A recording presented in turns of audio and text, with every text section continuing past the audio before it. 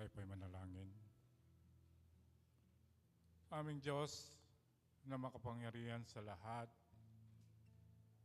Diyos na mapagmahal at mabagin, narito po kami ang inyong mga tinubos, ang inyong mga itinuring na mga anak. Narito kami upang kayo'y papurihan, sama-sama namin kayong sambahin, pasalamatan, sa kabutihang patuloy niyong pinaparanas sa amin. Aming Diyos, tunay nga pong napakadakila ng inyong pag-ibig at tunay nga pong ang inyong habag ay sagana. At ito po ay aming naranasan. Patuloy naming nararanasan ito araw-araw sa aming mga buhay. Kaya kami narito muli upang sama-sama kayong sambahin. Aming Diyos, patawarin niyo kami sa aming mga kasalanan. Saliksikin niyo po ang aming mga puso at alisin niyo po ang lahat ng mga balakid upang ang aming diwa, ang aming damdamin ay maituon lamang namin sa pagbibigay ng kaluwalhatian sa inyong pangalan. Aming Diyos, pangunahan niyo kami sa aming gagawin sa umagang ito. Aming Diyos, nawa ang aming mga handog na awitin, ang aming mga kaloob, at ang aming pakikinig sa inyong salita ay magbigay sa inyo ng kaluwalhatian. Aming Diyos, nawa ang tanging mithiin ng bawat isa sa amin sa umagang ito ay mabigyan kayo ng kaluwalhatian. At nawa patuloy kayong kumilos sa aming mga buhay upang ang aming buhay ay maialay namin para sa inyo lamang. Aming Diyos, samahan niyo kami sa aming gawain ito. Kayo lamang po ang madakila namin. In Jesus' name we pray. Amen.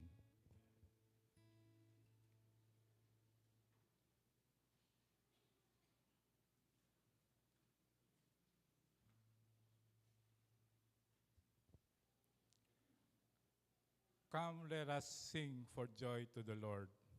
Let us shout aloud to the rock of our salvation. Let us come before him with thanksgiving and extol him with music and song. For the Lord is a great God, the great King above all gods. In his hand are the depths of the earth, and the mountain peaks belong to him. The sea is his, for he made it, and his hands formed the dry land. Come, let us bow down in worship. Let us kneel before the Lord our Maker, for he is our God, and we are the people of his pasture, the flock under his care.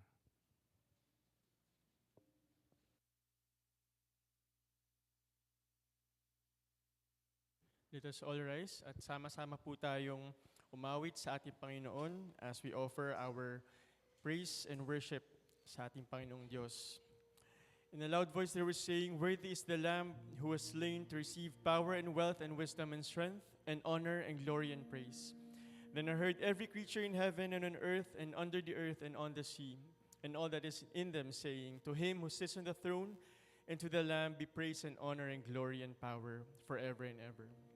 Sambahin po natin ang ating Panginoon na siyang pinagmumulan at pinagmulan ng lahat ng bagay, ang Diyos na walang kapantay, sa kabanalan at kapangyarihan, at ang Diyos na nagligtas sa atin mula sa ating mga kasalanan. Let us glorify our God, the King who sits on the throne.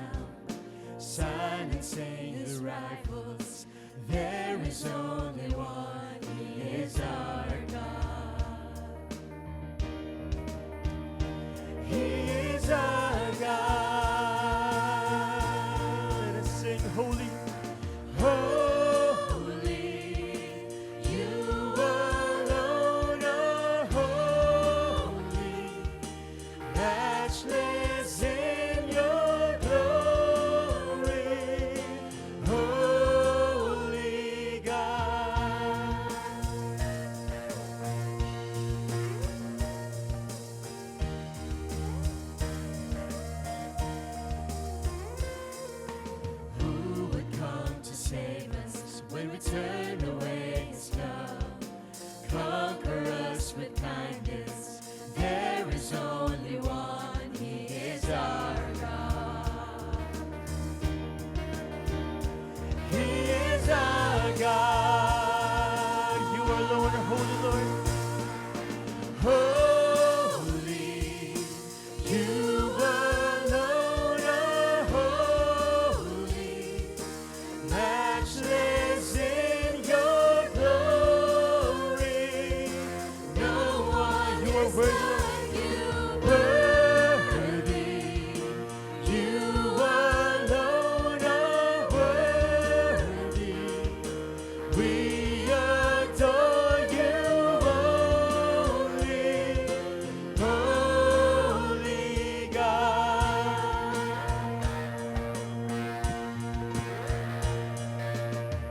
Now to the King on the throne, who was and is to come, and to the Lamb who was slain, be glory. Now to the King on the throne, who was and is to come, and to the Lamb who was slain. Once will it sing to the King on the throne. Now to the King on the throne, who was and is to come, and to the Lamb who was slain, be glory. Holy, you alone are holy, matchless in your glory. No one is like you, worthy. You alone are worthy. We adore you only, holy God.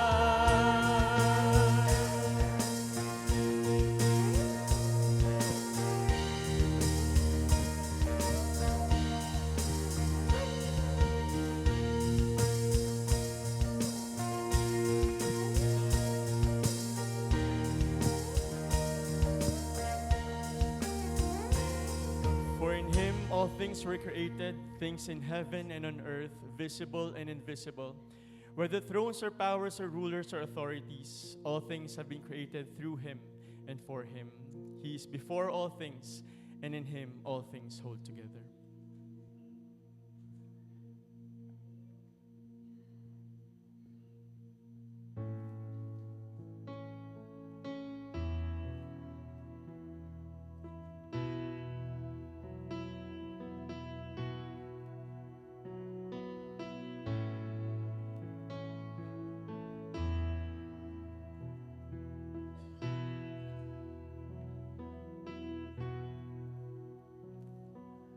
All things were created, visible and invisible. Rulers, thrones, dominions, all things created through him. For him, in him, all things hold together. Oh, praise, oh, praise to the Lord Almighty, King of glory. Oh, praise. We give all praise. All praise to the Lord Almighty, King of glory. All praise. All things were created. All things were created, visible and invisible.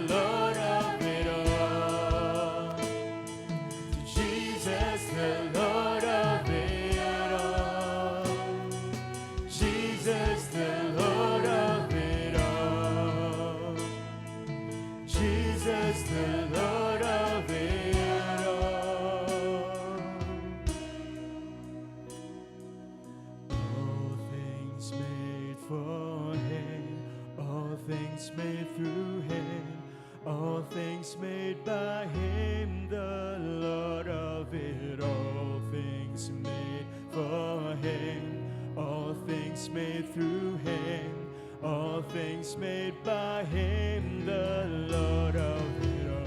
Son of man, King of kings, Lamb of God, the offering, even death will bow before his name, the Lord of it. All things made for him, all things made through him, all things made by him. Let's give our praises. All praise, all praise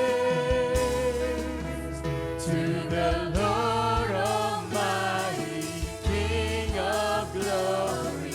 All praise, we give all praise, all praise to the Lord Almighty, King of glory. All praise to Jesus, the Lord of it all. Jesus, the Lord of it all. Jesus, the Lord of it all.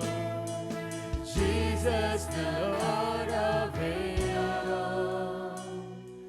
Jesus, the Lord of it all. Patuloy po nating awitan ating Panginoong Diyos, who is our fortress and our strength, the rock on which we can depend. He's a never-changing God, the great I am, the sovereign God, and the one who remains faithful through it all.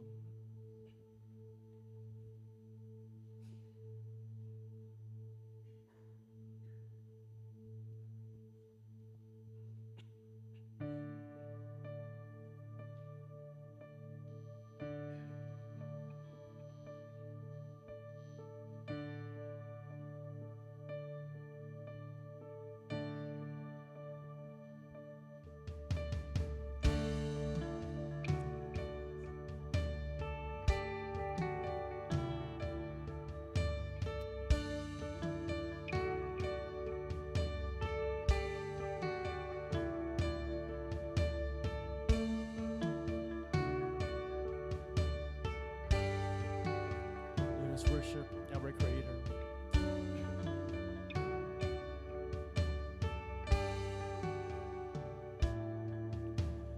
The uncreated one, the author of salvation,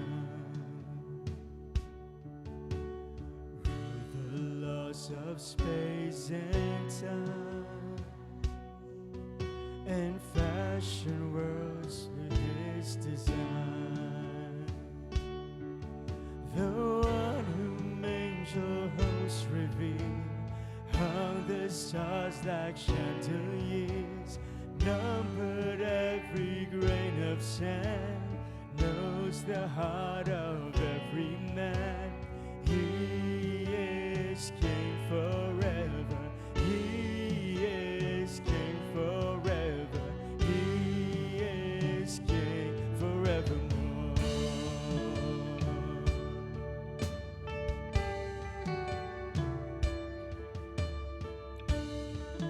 He's our fortress and our strength.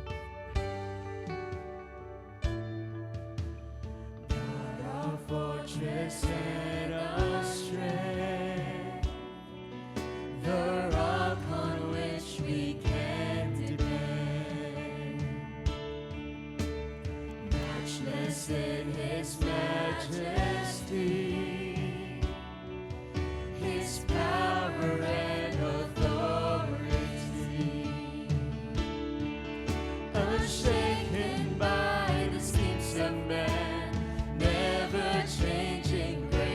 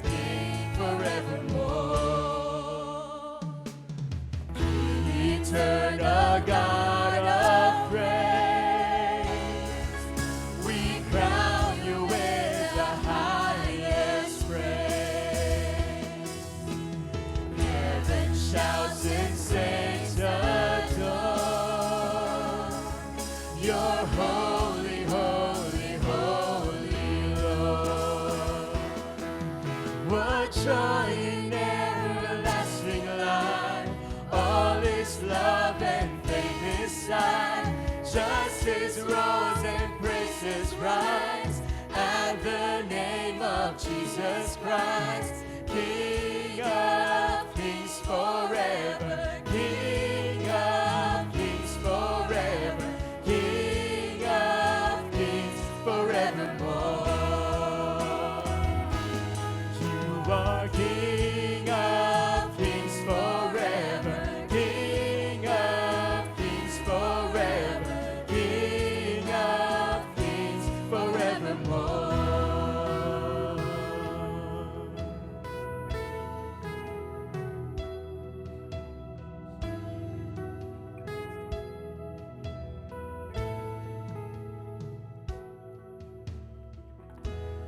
Tunay nga, Panginoon, na Ikaw ang aming Hari, Panginoon. You are King forevermore, at wala na kaming ibang sasambahin pa, Panginoon, at pupurihin kundi Kayo lamang, O Diyos. Kayo po na lumikha sa amin, Kayo na lumikha ng lahat ng bagay, Panginoon. Kaya marapat lamang po na kami po ay sumamba at magpuri, Panginoon, sa Inyo lamang, Lord God. Ang lahat pong ito, ang lahat mapuri, pagsamba, pagdakila, ay aming inaalay sa matamis sa pangalan ni Jesus na aming Panginoon at tagapagligtas. Amen. Amen. Amen. Palakpakan po natin ang ating Panginoong Diyos. Tayo po ay makakaupo na.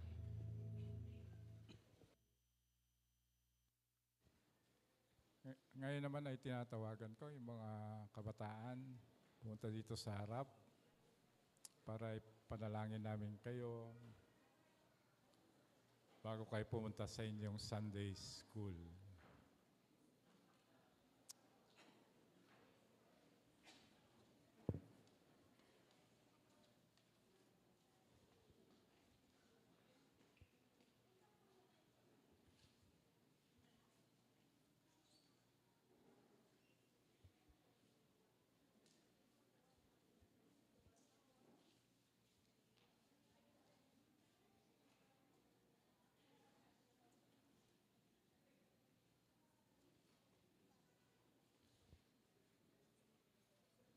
Sama-sama natin silang ipanalangin.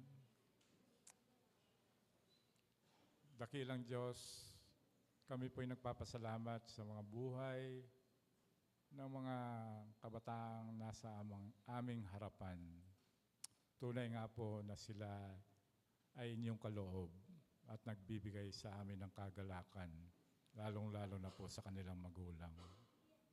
Aming Diyos, panalangin namin na sa mura nilang kaisipan, ngawa ang inyong salita ay matanim sa pamamagitan ng pagtuturo sa kanila sa Sunday School, aming Diyos. Aming Diyos, panalangin namin na habang sila ay lumalaki, O Lord, samahan niyo sila at patuloy niyo silang patnubayan at pagpalain. Ganon din po panalangin namin ng kanilang mga magulang na pagkalooban ni sila ng lahat ng kanilang kakailanganin upang maitaguyod ang mga anak nila, O Lord. At lumaki ito na merong takot at pagmamahal sa inyo. Aming Diyos, ganon din po panalangin namin ang kanilang mga guro na pagkalooban nyo sila ng karunungan na nagbumula sa inyo.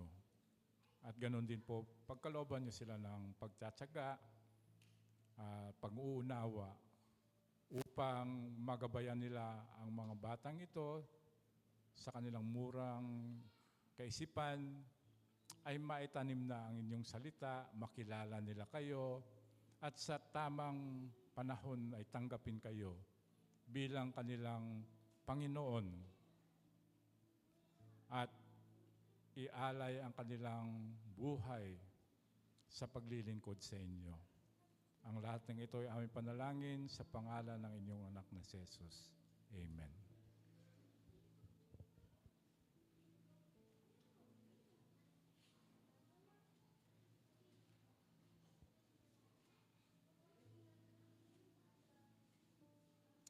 Ngayon naman ay dadako tayo sa sama-sama nating pananalangin.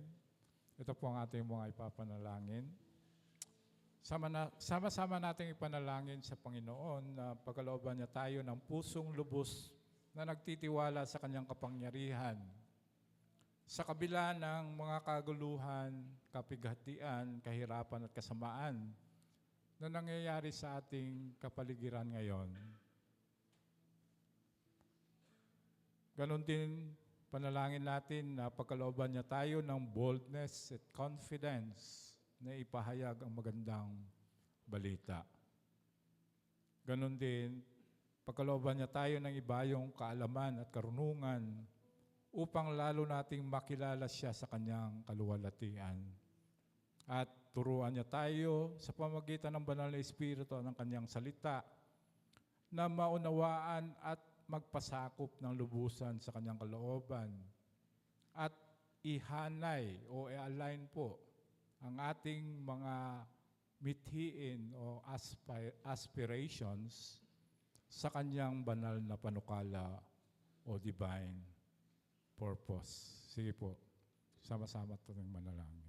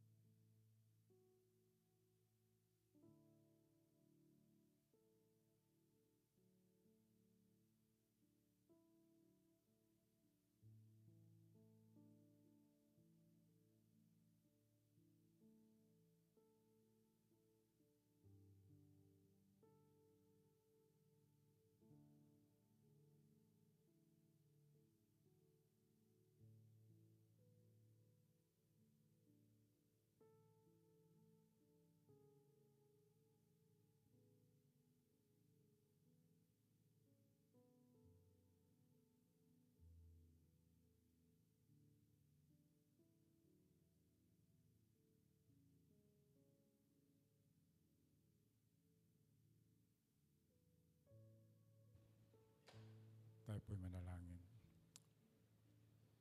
Dakilang Diyos, kami po'y lubos na nagpapasalamat dahil pinagkalooban niyo kami ng privilege na idulog sa inyo ang lahat ng aming mga hinaing. Kaya narito kami, aming Diyos, at aming pong dinudulog itong aming sama-samang mga hinaing, O Lord. At kami nagtitiwala na ito'y diringgin nyo dahil ito'y naayon sa inyong kalooban. Kaya maraming salamat po, aming Diyos. Ang lahat ng ito ay aming dinadalangin sa pangalan ng inyong anak na si Jesus. Amen.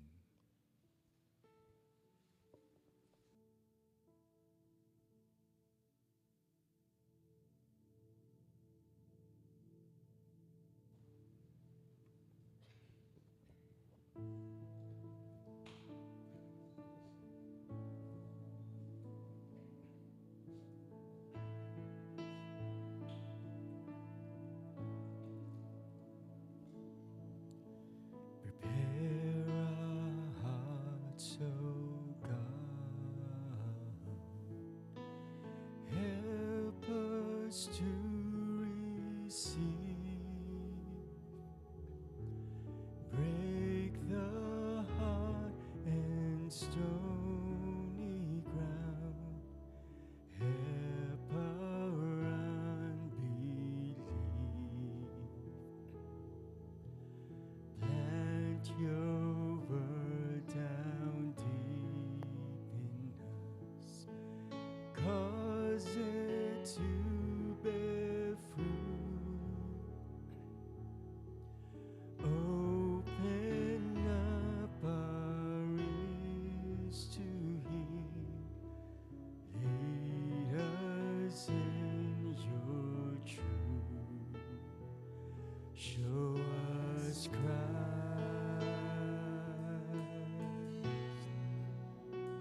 Show us Christ.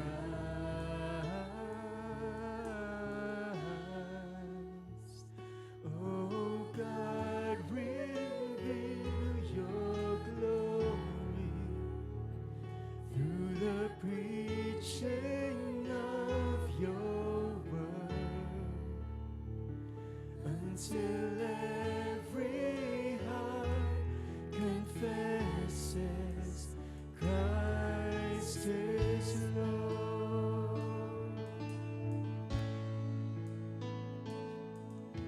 Your word is living light upon our darkened eyes. Guides us through temptations, makes the simple wise.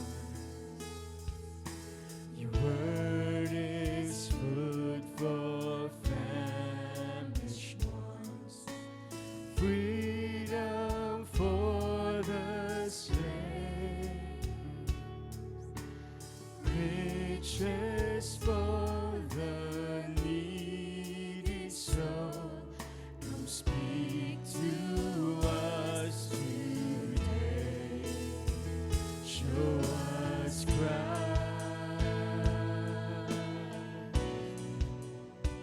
Show us Christ.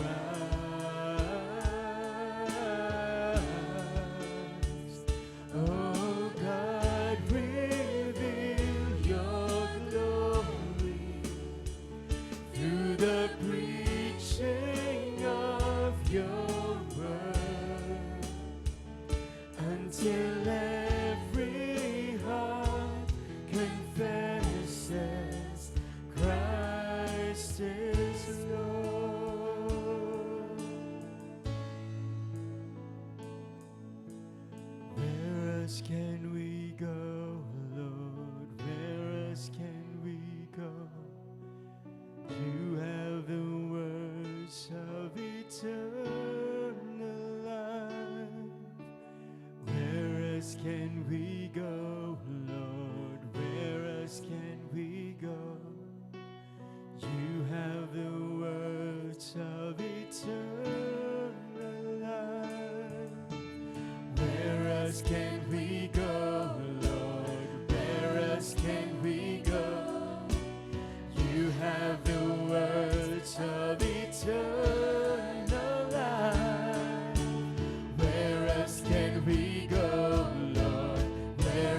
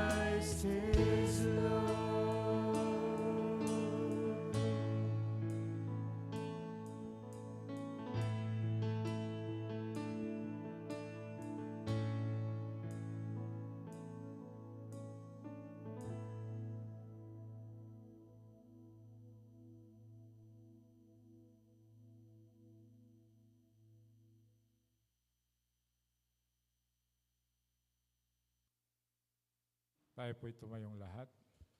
At pakibukas po ang ating mga Biblia sa James chapter 2,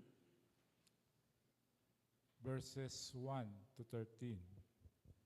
Santiago, Kabanata 2, talata 1 hanggang 13. Babasahin ko po sa NIV. My brothers and sisters, believers in our glorious Lord Jesus Christ must not show favoritism. Suppose a man comes into your meeting wearing a gold ring and fine clothes, and a poor man in filthy old clothes also comes in. If you show special attention to the man wearing fine clothes and say, "Here's a good seat for you," but say to the poor man, "You stand there," or "Sit on the floor by my feet," have you not discriminated among yourselves and become judges with evil thoughts? Listen, my dear brothers and sisters. Has not God chosen those who are poor in the eyes of the world to be rich in faith and to inherit the kingdom He promised those who love Him? But you have dishonored the poor. Is it not the rich who are exploiting you? Are they not the ones who are dragging you into court? Are they not the ones who are blaspheming the noble name of Him to whom you belong? If you really keep the royal law found in Scripture, love your neighbors as yourself, you are doing right. But if you show favoritism, you sin and are convicted by the law as law breakers. For whoever keeps the whole law and yet stumbles at just one point is guilty of breaking all of it. For he who said, "You shall not commit adultery," also said, "You shall not murder." If you do not commit adultery, but do commit murder, you have become a law breaker. Speak and act as those who are going to be judged by the law that gives freedom, because judgment without mercy will be shown to anyone who has not been merciful.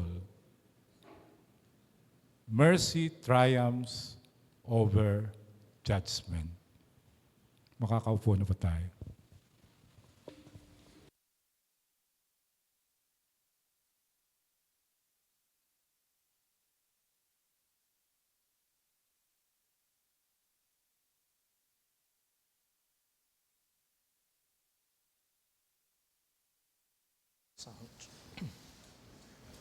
Sound check. Sound check.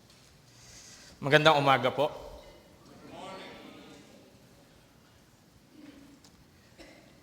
Favoritism, yan po ang nabasa natin kanina. Ano po. Madalas po sinasabi ng mga magulang wala daw paborito. Hindi daw sila nagtatangi. We define favoritism o yung pagkakaroon ng favor or favorite. Pag nakikita natin na para bang mas binibigyan ng atensyon ang isa compared sa iba. Si James po, si Santiago, meron pong maigpit na babala patungkol sa pagtatangi o favoritism. Napag-aralan po natin dati na kung titignan natin yung sulat ni Santiago, ay para bang naririnig natin ang Panginoong Jesus. Dahil si James ay half-brother ng ating Panginoong Jesus at mula kay Jesus ang lahat ng kanyang mga tinuturo. Like for example, yung last week, yung listening and doing. Most likely narinig po ni James yan sa ating Panginoong Jesus from the Sermon on the Mount. Kaya merong similarities sa wise and foolish builders. Pero ito pong particular na command na ito, itong utos na ito, do not show favoritism. Did it come from the Lord Jesus? Una po, tingnan natin kung anong ibig sabihin ng pagtatangi o ng favoritism at kung ano ang sinasabi ng talatang ito sa atin. Buksan po natin sa James chapter 2 at tayo pong lahat ay manalangin. Salamat po, O Diyos, sa pagkakataong ito na kami makapag-aral ng inyong salita. Hayaan mo, O Diyos, na makita namin ang aming mga sarili at nawa ay tulungan mo kami na mai-align ang aming mga buhay sa salita mo. Pagkalooban mo kami ng kakayahan, O Diyos, na maisabuhay ang aming maririnig at nang sa gayon ay makitang tunay ang aming pananampalataya. Salamat po, Panginoon, sa sandaling ito at ang nais namin ay ikaw ang maitaas sa pagpapahayag at pagtanggap ng inyong salita. Ito po ang aming panalangin sa pangalan ng aming Panginoong Jesus. Amen. Kung babasahin po natin uli, sa passage ng James chapter 2 verses 1 to 13, makikita po natin dyan dalawang utos mula kay Santiago. Makikita natin sa pinakauna, verse 1, at yung pinakahuling paragraph, makikita natin na ang sinasabi ni James dito ay huwag kang humatol ng may pagtatangi. Sa halip, maging mahabagin sapagkat ikaw o tayong mga mananampalataya ay hahatulan din. Una po, sa verse 1, tignan po natin yung pagbabawal ni James sa pagtatangi o sa favoritism. My brothers and sisters, believers in our glorious Lord Jesus Christ, must not show favoritism.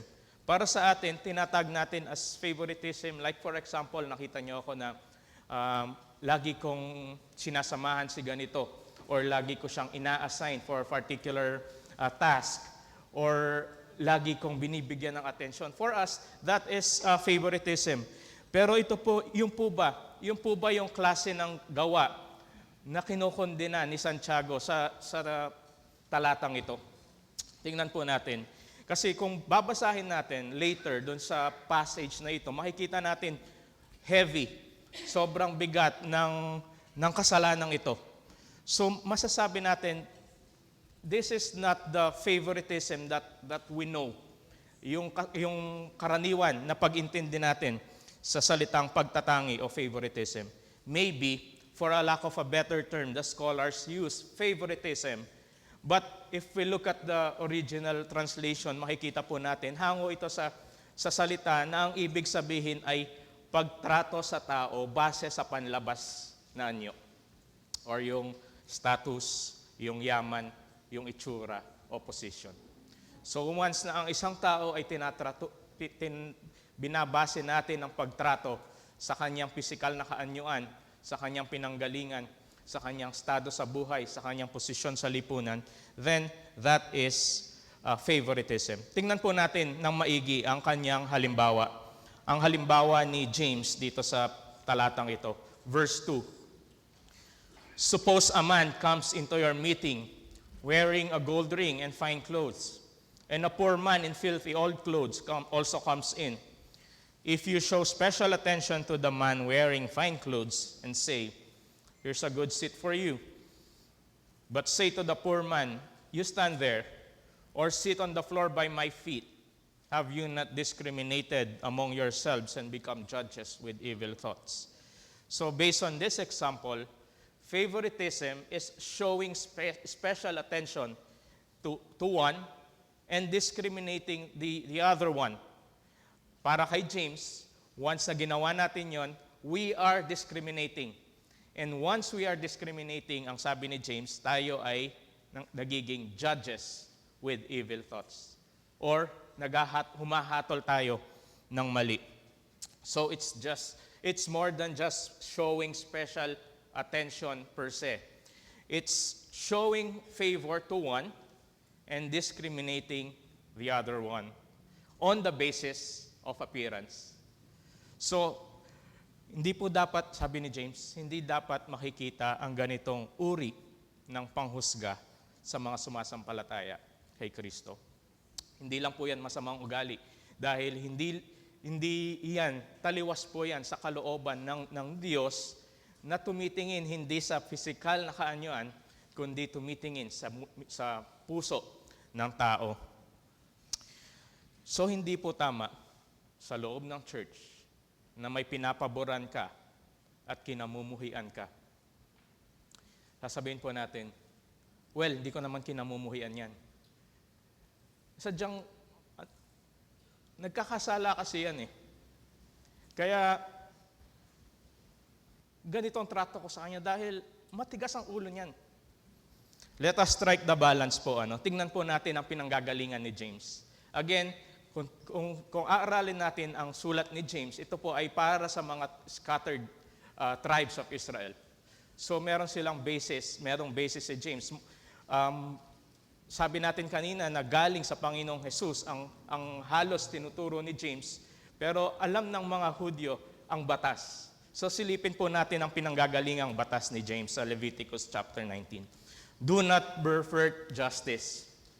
Do not show partiality to the poor or favoritism to the great, but judge your neighbor fairly. Sabi ng passage na ito, we can judge fairly. Pero ang sabi po ni James, na kapag ikaw ay nagtatangi, ibig sabihin, tinatrato mo ang isang tao base sa kanyang panlabas na kaanyuan, posisyon sa buhay, estado sa lipunan, you are discriminating. And when you are discriminating, you are not judging fairly. At ang sabi ni James, you become judges with evil thoughts. So, yun nga, sinasabi natin, I'm judging fairly because he is sinful, matigas ang ulo niya. Kaya meron akong ang basis ng kung bakit ganyan ang pagtrato ko sa kanya. If we look at the other epistles po, makakita po tayo ng instructions on how to deal with those brothers and sisters. Pero let's stick po sa book of James. And tignan po natin dahil if we look deeper, merong ibang angle na sinasabi si James. At yun po ang makikita natin later on. So going back, nakita po natin yung pagbabawal ni James sa kasalanan ng pagtatangi or yung favoritism. Bakit niya pinagbabawal ito? Makikita po natin ang problemang ng pagtatangi sa mga susunod na talata. Going back, verse 3, if you show special attention to the man wearing fine clothes and say, here's a good seat for you, but say to the poor man, you stand there or sit on the floor by my feet. Ang sabi ni James, that's favoritism. That's you becoming a judge with evil thought or intention. Sa halimbawang pinakita po ni James, kung titingnan natin yan, ang question, ito ba ay usapin lang ng mayaman at mahirap? Usapin lang po ba ito ng estado sa lipunan, mayaman versus mahirap? Tingnan po natin ang verse 5. Mga kapatid kong minamahal, makinig kayong mabuti. Hindi ba't pinili ng Diyos ang mahihirap sa mundong ito upang maging mayaman sa pananampalataya at maging kasama sa kahariang ipinangako niya sa mga umiibig sa Kanya? Saan po galing ni James yan? I'm sure that Paul will agree dahil sabi niya sa 1 Corinthians chapter 1 verse 26, brothers and sisters, think of what you were when you were called. Not many of you were wise by human standards. Not many were influential. Not many were of noble birth. But God chose the foolish things of the world to shame the wise. God chose the weak things of the world to shame the strong.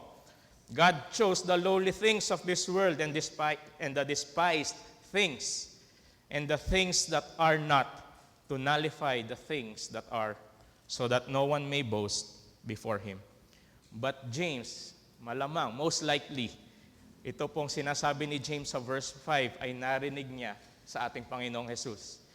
Nung sinabi ni Jesus sa Luke chapter 6, blessed are you who are poor, for yours is the kingdom of God. So sabi ni James, ang mga mahihirap ay pinili ng Diyos. Ngayon, ano ang ginagawa ng church na sinusulatan niya sa mga mahihirap na pinili ng Diyos? Sa verse 6, ngunit hinahamak niyo ang mga mahihirap.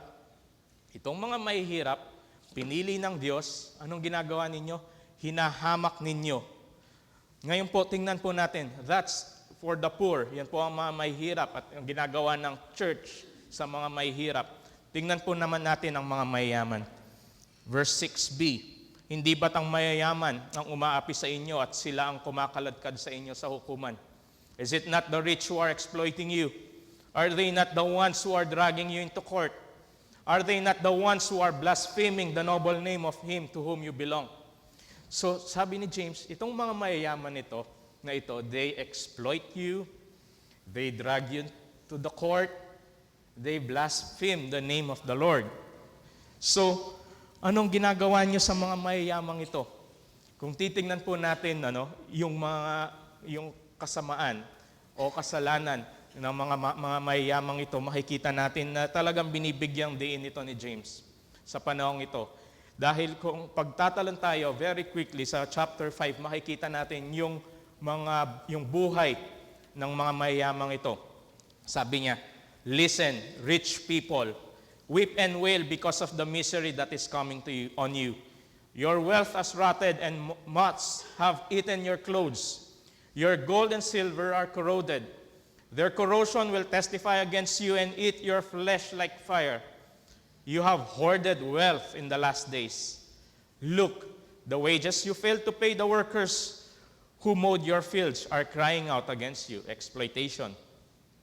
The cries of the harvesters have reached the ears of the Lord Almighty. You have lived on earth in luxury and self-indulgence. You have fattened yourselves in the day of slaughter.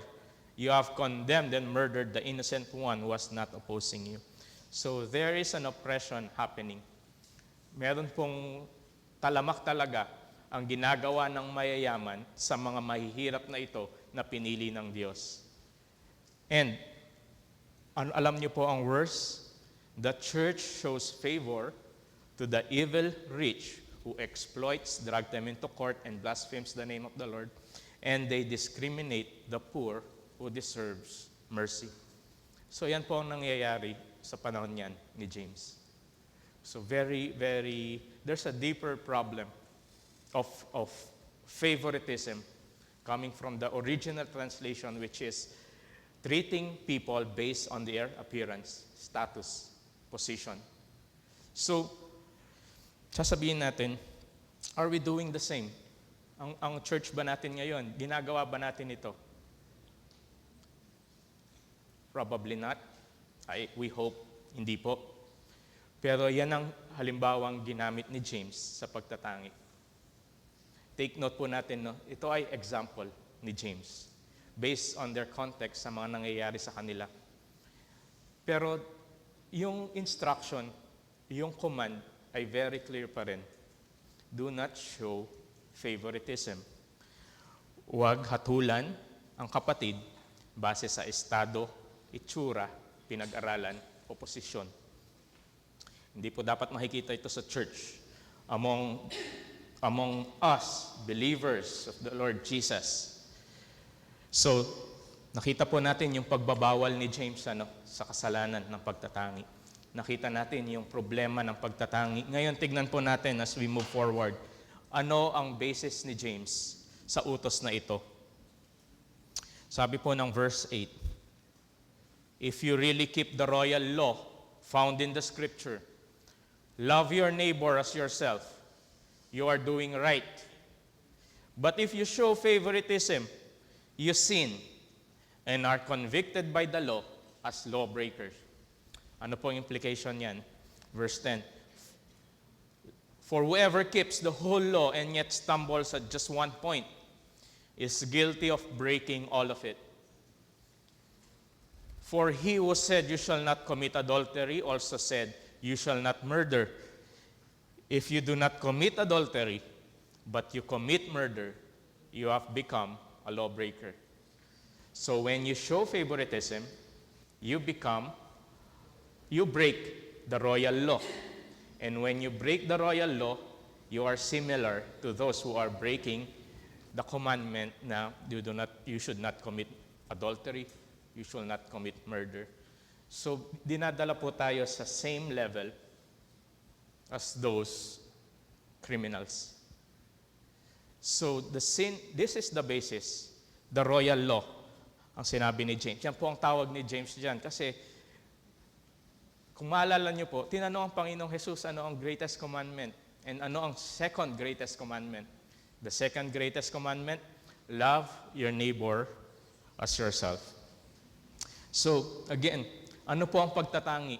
Ang halimbawa po ni James sa pagtatangi ay yung ginagawa ng church, which is showing favor sa mga mayayaman na umaalipusta sa mga mahihirap, na umaalipusta sa kanila, na nagdadala sa kanila sa hukuman, at nagnanlalait sa pangalan ng ating Panginoong Jesus. Nagbibigay sila ng special favor sa mga yon at hinahamak nila ang mga mahihirap na pinili ng Diyos. So kung titignan po natin ang utos na ito sa atin, ang ibig sabihin, basically, huwag nating tratuhin ang bawat isa base sa estado sa buhay at sa anyo. Dahil po ito ay hahantong, mauuwi sa pagbibigay ng pabor sa iba at pagdi-discriminate sa iba. So that's very clear kung paano po natin ito makikita sa atin. Ayon kay James, once na ginawa natin yon, once na tinrato natin ang ating kapatid base sa kanyang pisikal na anyo, we are discriminating. And when we are discriminating, we become judges with evil thoughts. And once we show favoritism, we are breaking the royal law. And when we break the royal law, we become similar dun sa mga iba pa na gumagawa ng masasama, pumapatay ng tao, nangangalun niya. So pare-parehas. Kaya tingnan po natin, dadako tayo sa pagtutuwid ni James sa gawaing ito ng paghatol sa kapwa. Paghatol sa kapwa. But tingnan po natin ulit, ano ba ang sinasabi ng ating Panginoong Jesus pagdating sa paghatol o sa pag-judge sa ating kapwa? Sabi po ng Matthew chapter 7. Again, saan po natin makikita ito? Matthew chapter 7, Sermon on the Mount. Do not judge, or you too will be judged. For in the same way you judge others, you will be judged. And with the measure you use, it will be measured to you. Verse 3. Why do you look at the speck of sawdust in your brother's eye and pay no attention to the plank in your own eye? How can you say to your brother, let me take the speck out of your eye, when all the time there is a plank in your own eye? You hypocrite! First, take the plank out of your own eye, and then you will see clearly to remove the speck from your brother's eye. Hindi po nito sinasabi na bawal o wag na nating i-assess o i-correct ang ating mga kapatid. Ang sinasabi po nito, wag tayong manghusga ng magpaimbabaw. Ayusin muna natin ang ating mga sarili bago natin tingnan ang ating mga kapatid. Ang mga pinapatamaan po ng ating Panginoong Jesus dito ay yung mga hypocritical at self-righteous na nanghuhusga sa kapwa. Kaya wag po nating hahatulan. Wag tayong manghuhusga ng ating mga kapwa for the sake of just judging. Or we say, we hide it behind the deed of rebuke. Lagi natin sinasabi, no. Kailangan nating i-rebuke yan. But Jesus, meron siyang very clear pattern kung paano gagawin. And later, once na makarating po tayo sa ibang epistles, makikita natin, merong mga kaparaanan kung paano gawin iyon. Kaya hindi po dapat nakikita sa atin ito. Iyan ay sa Panginoong Jesus na most likely narinig ni James. Dahil half-brother ito ng ating Panginoong Jesus, malamang sinusundan niya ang ating Panginoong Jesus kahit saan magpunta. Pero si James, in this particular passage, meron siyang ibang atake sa pagdating sa paghatol sa kapwa. Meron siyang ibang angle. Tingnan po natin ang verse 12. Speak and act as those who are going to be judged by the law that gives freedom. Instead of judging, sabi ni James, mag-ingat kayo sa inyong pagkilos at pananalita sapagkat hahatulan kayo ayon sa kautosang nagpapalaya sa inyo. Sabi ni James, balikan po natin, huwag tayong magtangi. Do not show favoritism. It's not appropriate in the church. Again, let's define favoritism. Hindi po ito yung alam natin na favoritism na kapag iniyayaya ko si ganito na kumain, then favorite ko siya. That's not it. Ang favoritism na sinasabi dito ay yung pagtrato sa kapwa base sa estado. Sila, ang pagtatanging ito ay nauuwi sa pagbibigay ng atensyon sa mayayaman na clearly exploits the church and blasphemes the name of the Lord and discriminates the poor na silang pinili ng Diyos. Doon nauuwi ang favoritism. Sa atin po ganun din. Once we treat people based on physical appearance and status in life, nauuwi yan sa pagbibigay ng special attention sa iba at pag-aapi o pag-discriminate sa iba. Pag ginawa natin yon, we become judges with evil intentions, with evil thoughts. Tinignan natin ang turo ng ating Panginoong Jesus sa pag-judge. At sabi niya, before you look at the speck of dust sa ating kapwa, tingnan natin baka may malaking plank of wood na nakaharang dyan. So let's examine ourselves first. Ang sinasabi ng ating Panginoong Jesus, it's not completely do not correct or do not assess or do not correct your neighbor. Hindi po ganun.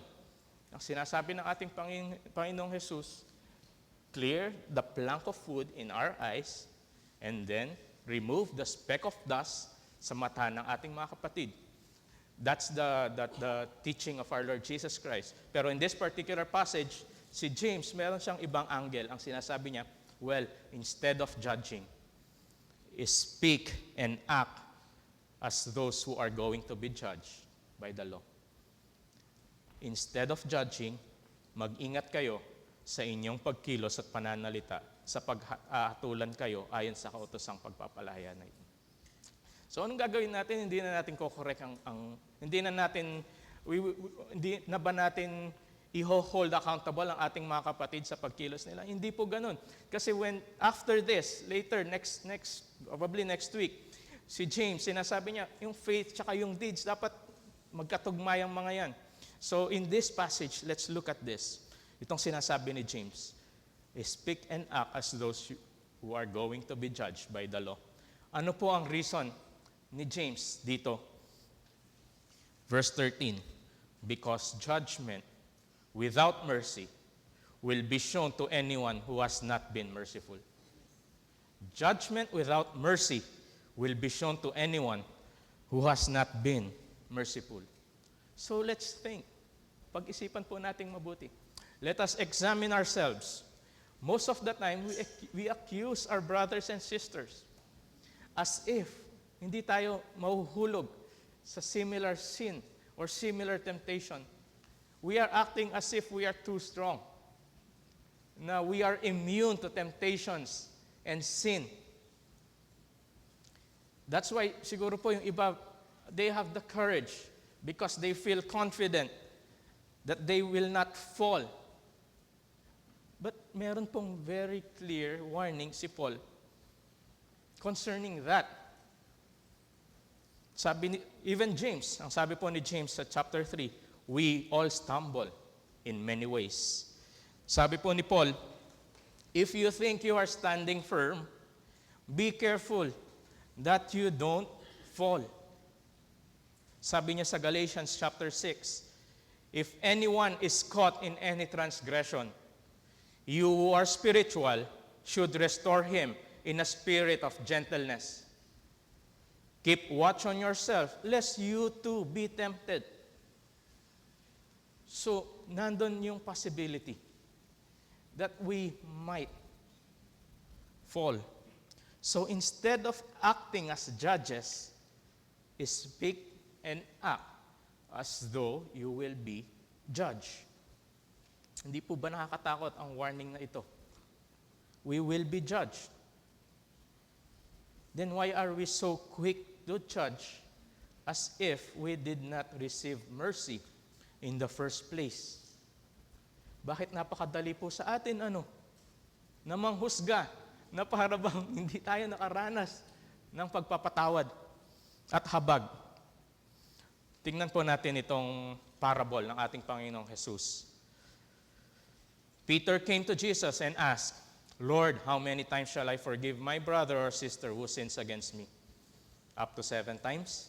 Jesus answered, I tell you, not 7 times, but 77 times. Therefore, the kingdom of heaven is like a king who wanted to settle accounts with his servants. As he began the settlement, a man who owed him 10,000 bags of gold was brought to him. So, nagsisimula na pong magkwento ng parable ang ating Panginoon Jesus. Since he was not able to pay, the master ordered that he and his wife and his children and all that he had be sold to repay the debt.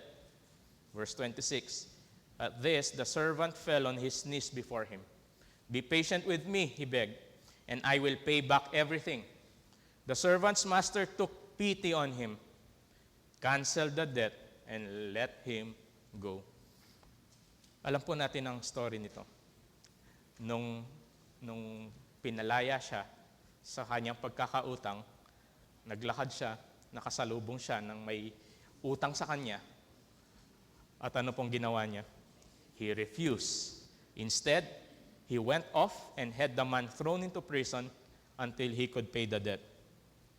Ano sabi po ng master? You wicked servant, I canceled all the debt of yours because you begged me to. Shouldn't you have mercy on your fellow servant, just as I had on you? In anger, his master handed him over to the jailers to be tortured until he should pay back all he owed. This is how my heavenly Father will treat each of you unless you forgive your brother or sister from your heart. Siguro po sasabihin natin, well, hindi naman po tayo ganun. Hindi po ba? Hindi naman po tayo ganun. Sasabihin siguro natin, siguro yung iba ganyan. Pero alam niyo po, sa tuwing nagkukwento ang ating Panginoong Jesus to drive home a point, alam niyo po kung sino nagsasabi na, well, hindi naman kami ganun. The Pharisees. The Pharisees. Tingnan po natin itong kwento, Luke 18, chapter 9. To some of who were confident of their own righteousness and looked down on everyone else, Jesus told this parable. 2 men went up to the temple to pray. One a Pharisee and the other a tax collector. The Pharisee stood by himself and prayed, God, I thank you that I am not like other people, robbers, evildoers, adulterers, or even like this tax collector. Na-imagine ko lang kapag modern day siguro daming platform. But the tax collector stood at a distance. He would not even look up to heaven, but beat his breast and said, God, have mercy on me, a sinner. I tell you that this man, rather than the other, went home justified before God. Sabi ng Panginoon, with the measure you use to judge others, it will be measured to you. Sabi ni James, therefore, show mercy. So going back, verse 12, speak and act as those who are going to be judged by the law that gives freedom. Because judgment without mercy will be shown to anyone who has not been merciful. Mercy triumphs over judgment. So is it too much to ask kung sasabihin natin, be merciful? Paano yung mga sumusuway? Paano yung ang titigas ng ulo? We'll deal with that. But let us remove the speck or the plank of wood in our eyes first. Tingnan po natin ulit ang pinanggagalingan ni James, yung royal law. Sabi ng ating Panginoong Jesus, ito ang second greatest commandment. One of them, an expert in the law, tested him with this question, Teacher, which is the greatest commandment?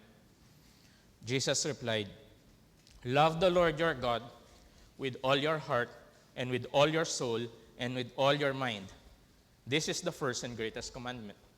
And the second is like it, love your neighbor as yourself. All the law and the prophets hang on these two commandments.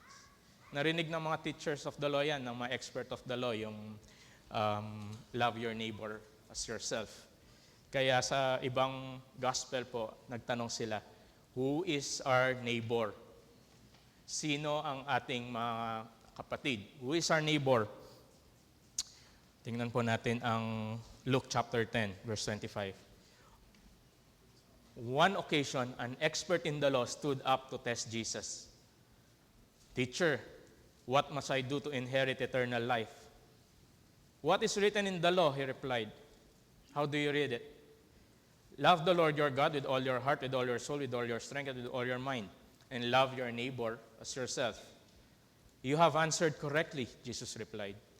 Do this and you will live. But he wanted to justify himself, so he asked, who is my neighbor? Then, kinuwento ng ating Panginoong Jesus ang Good Samaritan. Alam po natin yung story na yun. A man was going down from Jerusalem to Jericho. When he was attacked by robbers, they stripped him of his clothes, beat him, and went away, leaving him half dead. So iniwan siya, binugbog siya, ninakawan siya. And then alam natin yung story, merong priest na dumaan. Merong Levite na dumaan. Yung most likely, ina-expect ng tao na tutulong dun sa stranger na yon. Priest, Levite, nilagpasan ang taong ito. But ito dumating ang isang Samaritan, the Samaritan, and he came to help that man at dinala niya, tinulungan niya hanggang maging maayos. Verse 36 ang sabi ng ating Panginoon, which of these three do you think was a neighbor to the man who fell into the hands of robbers? Verse 37, the expert in the law replied, the one who had mercy on him. So Jesus told them, go and do likewise. So sabi po ni James, mercy triumphs over judgment. Kung titignan po natin, on the surface level, itong passage ito, sasabihin lang natin, it's just an instruction regarding favoritism. But it's not. Alam natin, pinag-aralan, tinalakay po natin kanina kung ano ang pagtatanging tinutukoy dito. At imbes na maghatol ng kapwa base sa itsura, base sa estado sa buhay, magpakita tayo ng habag. Dapat maging pantay-pantay ang ating pakikitungo sa loob ng iglesia. And huwag natin kamumuhian ang ating mga kapatid. Again, tatanungin natin, paano kung kinakailangan po nila ng rebuke and correction? Then, let's deal with them. Pero, let's correct them to restore them, not to condemn them. Sabi ni Paul sa Galatians chapter 6, those who are spiritual should restore those who are weak. Restore them in the spirit of gentleness. Be careful, you too might be tempted. Sabi ni Apostle Paul. So, wag po tayong magtangi. Wag nating atulan ang bawat isa at mauwi sa pagtangi. Bagkus, maging mahabagin tayo sa bawat isa dahil tayo man ay hahatulan din. Mabuhay tayo habang iniisip natin ang katotohanan iyon na balang araw haharap tayo sa Diyos at tayo ay hahatulan. Kaya tayo ay maging mahabagin. Mercy triumphs over judgment. Tayo pong lahat ay manalangin.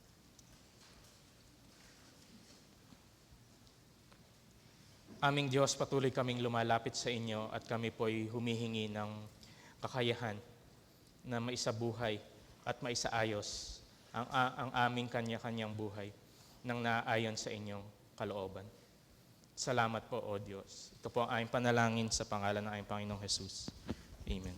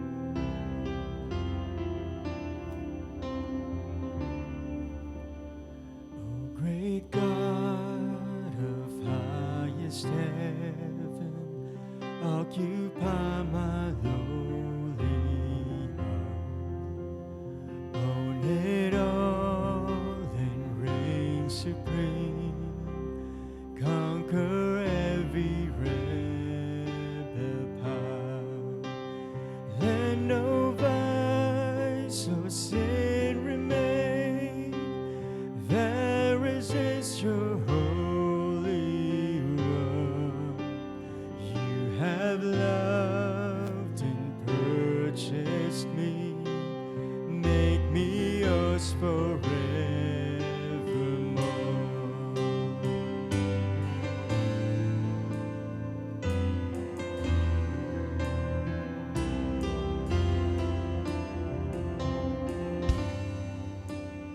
I was blinded by my sin, had no ears to hear your voice, did not know your love within, had no taste for heaven's joys. Then your spirit gave me life, open up your word to me. Through the gospel of your Son, gave me endless hope and peace.